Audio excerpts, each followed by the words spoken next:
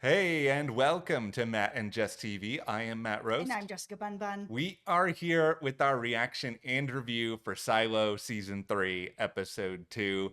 I will start this off with a proclamation of sorts. Mm-hmm. I am now happier about this point in the season than I was coming out of the Mm-hmm. premiere. I'm not saying it's perfect. I'm not going to pretend like I'm as, invested in the past as I am the present. But at the very least, I feel like I know what the show is doing, and I think for that I can breathe a little sigh of relief. Yeah, it's nice to see that all the stuff from the past is connecting to the silo, what's going on with this memory erasing, vitamin that they're taking and sort of where it started to where it is now. My biggest issue was that we were getting a Juliette amnesia story, Mhm. whether it's because she's taking her vitamins or because of something else. But they do seem to be moving it along rather quickly, so I'm pretty happy about that. Yeah, I'm happy about that. I'm glad we have some story progress. We have some reveals. I'm also glad to be here with a lot of material ready to dunk on the algorithm. Listen, I know that this is like a machine like thing, but listen, I can still make fun of it, right? Like, Mm-hmm. there's some stuff that's going on with it that's really interesting, and it makes me kind of feel like, okay, Camille, what are you really doing here? Like, what's your end goal? How much trust are you really gonna have in these quote unquote instructions? I think the problem is the end goal is just survival for Yeah. her and for everybody. I mean, if what Juliet is saying is true, and not everybody knows 100%, except for Juliet, that you can't go outside, then what choice do you really have except to play ball? Because this is where you live.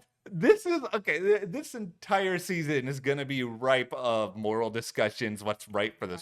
silo? What's right for individuals? How much do you want to trust these quote unquote protocols that are in place? Like, everything does feel like a game time decision in that way, where you're just going based on the information you have. Like, it doesn't make Camille a good or bad person that she's listening to the algorithm, but it's still something we have to discuss. Okay, before we jump in, be sure to hit that subscribe button and stick with us all season through Silo. We will be here after each episode talking about the episode, talking about the show, Mhm. theories, all kinds of fun stuff. So hit that subscribe button, stick with us. And if you want to support us even more, be Mhm. sure to join our memberships. We have all sorts of great exclusive content there, and we're gonna have some exclusive silo videos Yep. that you cannot get on the main channel here. So be sure to check that out. And thank you so much to everyone who is supporting us on our memberships. Yeah, we really appreciate it. Our YouTube memberships really helps us out here at the channel. Yeah, we're very grateful.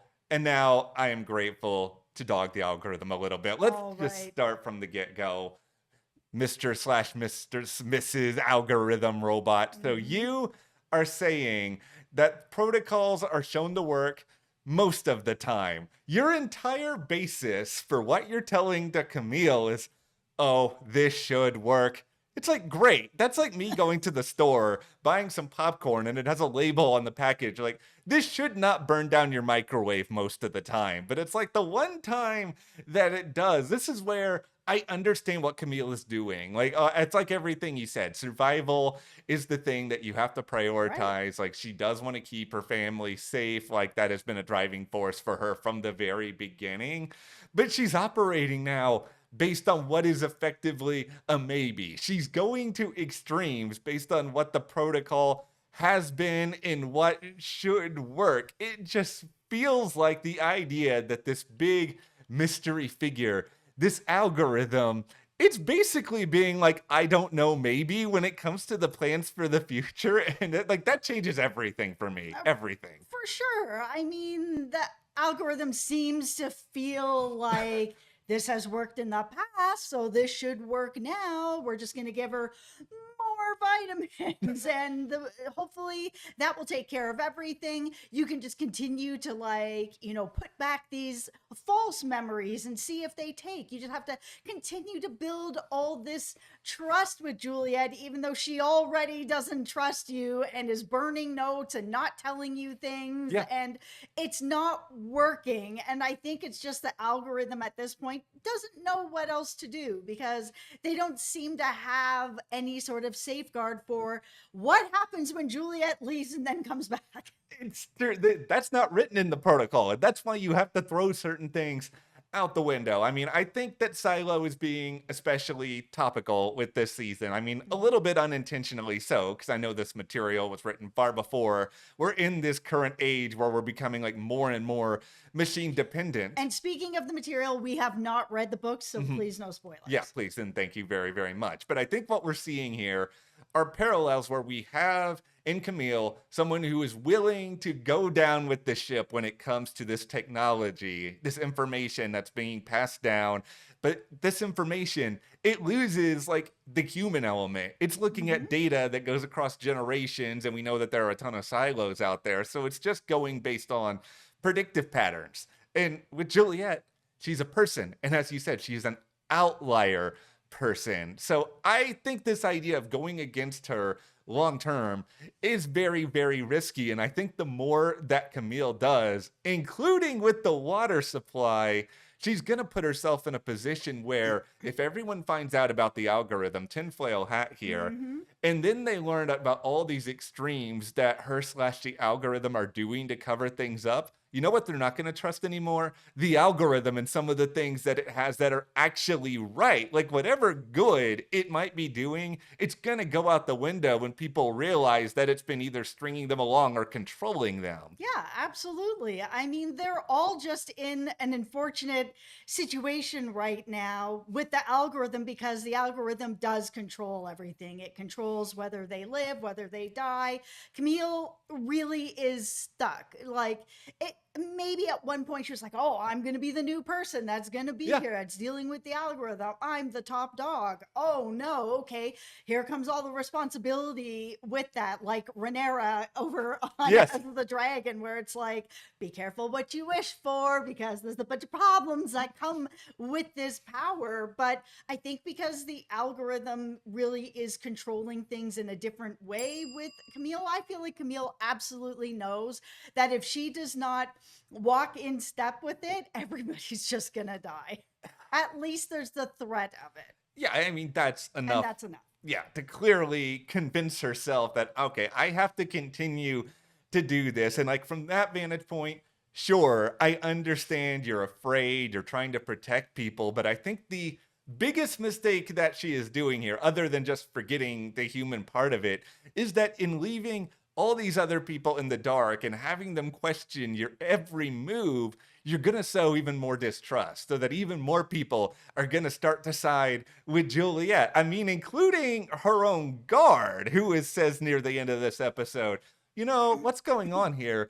It's a little bit suspicious. I think Camille has stretched herself way, way too thin. And whether intentionally or unintentionally, she is dangerous because of the information that she has, because of her access, but she's making herself even more dangerous, but she can't or won't let other people in to what she's really doing. No, I felt that way about Juliet in the first episode and this episode, that she is never really alone unless she's sitting in her room, and that there is always somebody following her around. And I know that they're able to kind of yada yada around that by being like, "Well, you're the mayor Yeah. and you're this famous mayor because you've been outside and you came back, and you need to be extra protected because of that." But at the same time, when you're having to like duck and hide from your security, then it does start to feel like a prisoner type situation. So I'm not surprised her guard is finally like, "You know what? There is something kind of fishy about my detail with you. Yeah. If you need to just go and do something, or you need a little bit of time by yourself, you need to just tell me, because this whole like handsy, accusation, it's not going to fly with me. It's not going to fly with my wife. None of us are handling that. So just ask and you shall get." Yes, like he is put in a situation where he has to kind of confront what it is he's doing and what he's willing to give her. And I think, albeit it's probably going to happen in different ways, a lot of the characters are going to find themselves in positions this season where they're challenging what they've been told, what the rules are. And I appreciate very much that the show did sort of amplify the idea of, okay, we've all been sort of told how we're supposed to handle Juliet and how we're meant to talk about her. And so now we kind of have a little bit of a reasoning behind why Billings and why other people just kind of feel a Yeah. little bit off. Especially Shirley. I mean, if this story that Knox is telling is true, and Mhm. I mean, it's hard to know what's true and what's not. This one felt very true that, Shirley really put herself on the line last season to make sure that, the rebellion was together, everything was happening. She was part of this. She, was waiting at Juliet's bedside outside the door for days and days for her to, finally wake up and come out. And all of a sudden she's like, "Who are you?" And that because for Shirley it is so hard to open up to people that it just truly broke her apart. Yeah, it's broken her apart where she is sort of a shell of the person she was over the first couple of seasons. Like I like to think whether it is Juliet, whether it's Knox, somebody else, like we're gonna start to see her transform a little bit. Like I don't like seeing Shirley like this, but at the same time, I kind of appreciate the change for the character. She Yeah. felt very, I don't want to say one note, but it felt like she went at the same speed for a lot of season two. And it's like I have a little bit more insecurity here, a little bit more depth, Mhm. like how much she really cares about this relationship with Juliet. Okay, you know who hasn't changed, and I'm very happy about it, is Walker. To have Juliet say, "Okay, you know what? I need Mhm. to talk to Walker." Walker comes in and is like, "Okay, so, the Juliet I know would be like this, and you're not doing that. So if you really want to be part of something, buck up." I was like, "You exactly the same." And that is something that Juliet really needed to hear before she lost her memory and after, because it really was the kick in the pants she needed to push for answers. Yeah, and I think that was a big question I had going into this. I mean, yeah, there's the obvious one of who was trying to reach out with her and the note and all of that, and we got some answers with Kennedy, but Yeah. she needed someone who she had a history with, and if she's not getting it from Shirley, like she needs it from somebody else, and Walker is like that mother figure to her who has given her tough love, and if you're the Mhm. mayor, you're surrounded by yes people, or in this case, Camille's yes people. Like you need somebody who's actually going to be like, nah, you probably shouldn't be this way. Okay, so who out there was thinking that the person that sent the note was either going to be Patrick or Lucas? Because it felt like there was really only these two options. They are the two people that are on the lam in the silo. Nobody knows where they are. They're ducking and weaving and still trying to get to the truth of it all. Yeah, I was team it's Lucas. I believed that with my full chest, all of my heart. I am still disappointed by the way that it's not Lucas. He's like my second favorite character on the show, and I'm just like, where are you, dude? He is so dangerous. He has so much information. I Yeah, feel like we're going to get to him, yes. but it's definitely going to be hard to get to him because if no one in the silo has been able to get him in all this time, if they ever did get to him, I mean, he's just going to be kicked out to clean immediately. He knows too much. I am Take the retro vitamins. I'm retroactively happy that they sent Lucas to the mines last season. Last season when they did this, by the way, I was really You furious. were so mad. But now I'm like, you know what? This is good because Lucas, you have a greater geographical understanding of the Yes. silo now. You know a lot more hiding places. And yeah, there's certainly a lot of people who are looking for you. I mean, yeah, sure, we can talk about how committed Billings is to the cause every single second of the day here. Yeah, especially what is going on with his wife. He knows that she's, part of the rebellious crew and he doesn't really know what to do about it. It's like, "Oh, you're part of the rebellion. I'm the sheriff rewriting the pact. This doesn't add up. It's not great." I also love Billings because here, let's have some real talk for a moment, Yeah. everybody. Is Billings actually good at his job? And I say this out of love because I appreciate this character, I but think he is to the best of his ability. I mean, this is not an easy job, and this is a job where you're kind of told how you have to perform this job. he is last season he was struggling with a lot of health related issues. He didn't Yep. know what was going to happen there. Like I understood and I related to that. I think he means very, very well. He's trying to do the best with the circumstances that are given to him. And now with his wife, he is just like so completely compromised. Like he wants to do the right thing for his job once again, but he kind of has to look the other way. Like, yeah, Billings does not want to be sent out to clean, but if Camille or anyone else thinks that like he's gonna choose something over his family, like they're out of their minds. Okay, so let's talk about this meeting with Juliet and Patrick and the crew because there was a lot that came through this that I was really honestly surprised that it moved along this quickly, that the vitamins were thrown out here by Patrick. It was just like, oh, I was offered this sort of like memory loss vitamin that was going to make it that I could forget all these things. Like maybe that's what's happening to you.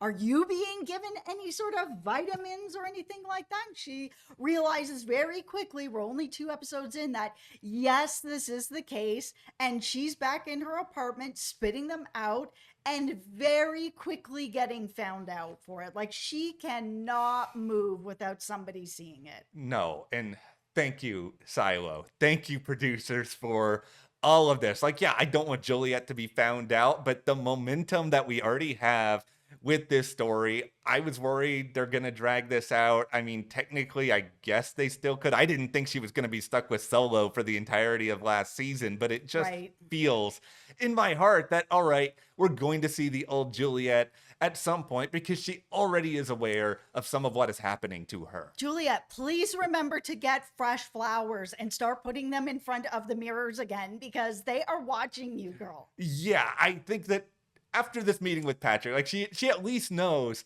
I can't trust these people for anything. And I think once you kind of follow the transitive property here, it's going to be like, okay, I can't trust them with this. So I can't trust them to think that they're not watching me. I just think it's going to be one step to another. Hopefully, episode 3, episode 4, those flowers are going to be in play again. What's interesting is their reaction to this of like, okay, so we can't give her the vitamins anymore. She's clearly, cheeking them and then kicking them down the drain. So how are we going to ensure that she's still taking these vitamins?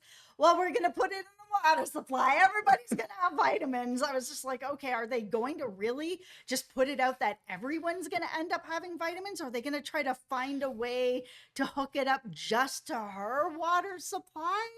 This is dramatic, guys. Like, really, Desperation. really desperation. This is like brings us all the way back to the start of this video where it's like, Camille, if everyone in the silo finds out that you're just putting vitamins in everything, like they're all going to turn against you. You're not going to be able to use this algorithm for anything anymore Yeah. because they're not going to trust all of this. And also, whether it is just Juliet or the silo at large, aren't you going to run out of this stuff of me? Like, this is not, I'm guessing, what it's in the pact or what the algorithm wanted with these vitamins at first. Okay, there was also a piece of information that I don't remember from season 2 with the sign that says not safe, don't come out. I had assumed that Juliet wrote that. And as it turns out, it's not Juliet's handwriting. And this Sandy person's just like, yeah, you didn't write that. So there's more going on out there than you are knowing or you are telling us. You didn't just go to some hideaway safe hut and wait there and then come back. Somebody wrote that sign. I've, worked around you forever and I know that that's not your handwriting. So who is it? Steve Zahn, welcome back to Silo. I know it hasn't been that long, but you were such a part of season 2. Yep. Solo, polarizing character. I think Solo will work better in a season 3 if he's around everyone else. Like, I feel like Solo took a lot of the brunt of all of our frustrations that Juliet was away from everyone else. And it was like, this Yes. guy was the only person she had to talk to. So I feel hopeful. I hope we're not just going to go back to another silo and just watch Solo all by himself. Like, what's the fun in that? Okay, let's talk about what's going on in the past with Okay, Daniel right. and Charlotte. Listen, we have to talk about this. So all this is mirroring a lot of the vitamins and what is going on in the silo with this vitamin that erases your memory. After everything that happened with Charlotte, she's been whisked away to this very private hospital where she is being given this type of vitamin to wipe out her memory, to try to help, take away some of the trauma of what happened. And, Daniel, you can go back later and just give her back her memories, and you can decide to let her know what happened on that mission, or you can decide not to. I'm like, okay, Daniel, like, in what world are you a-okay with anybody wiping your family members like memory away?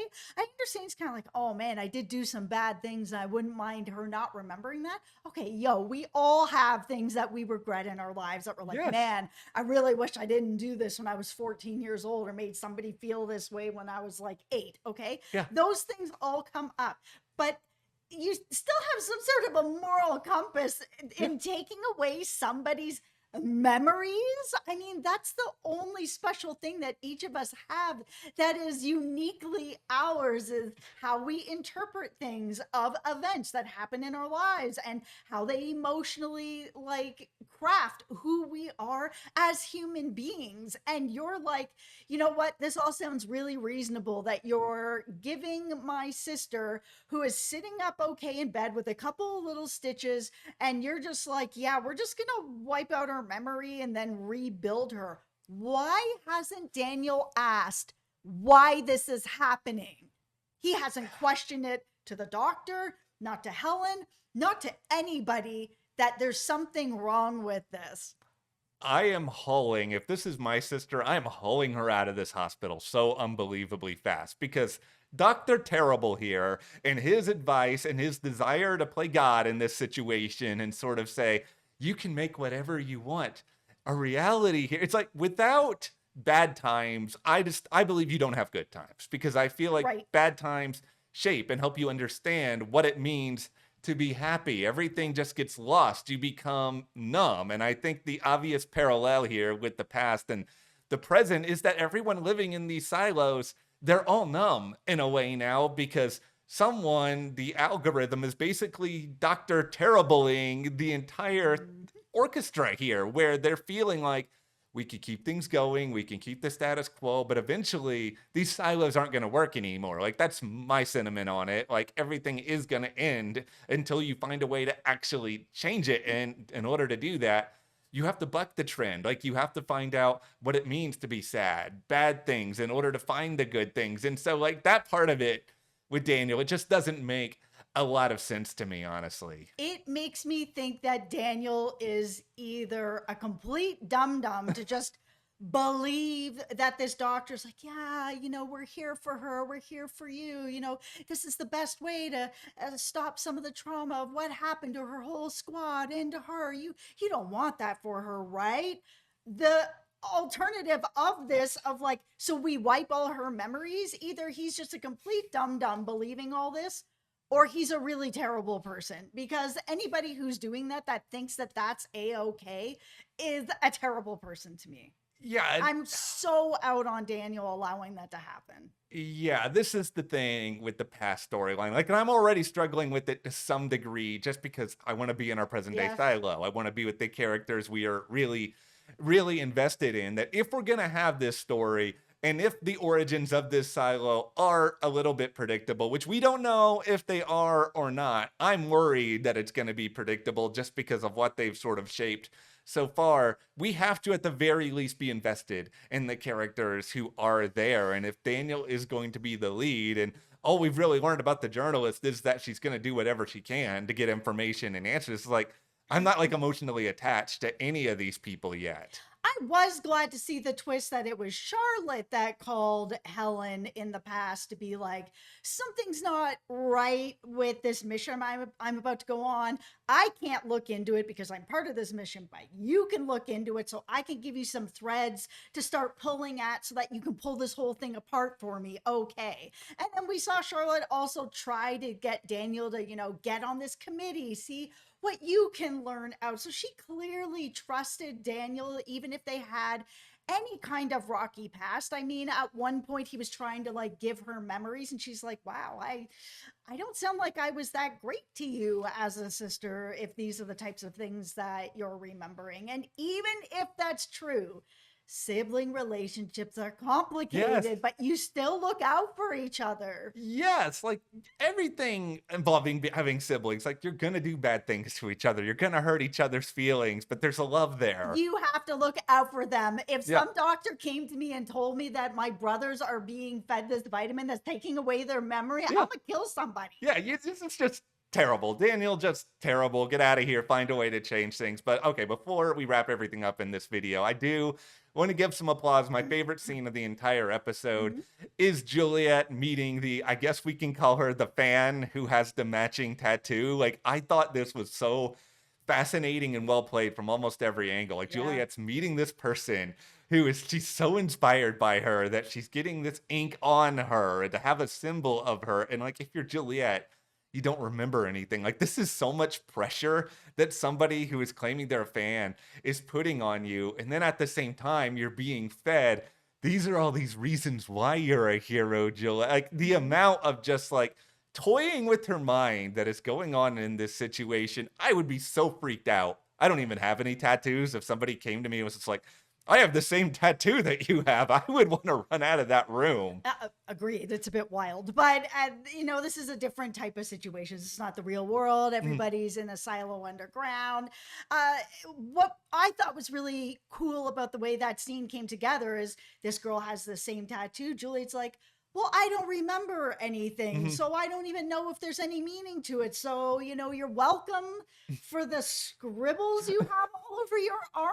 I thought that was a really interesting way for her to look at it, where then you have the fan being like, no, if it's a part of you, then it's a part of me because we're all a part of you. Yeah, like I think anybody would struggle to wrap their head around that. And I like and understand where Juliet is coming from. And Mhm. I am more hopeful about Silo right now after this episode than I've Yeah. been in a while. So please, guys, keep this up. That is where we are with season 3, episode 2. Let us know in the comments everything you thought about this episode. Also, be sure to join our YouTube memberships. As we said, we have Mhm. some more exclusive Silo content on the way there. Thank you so much to Thank everyone you. who's supporting us, and we will see you next time.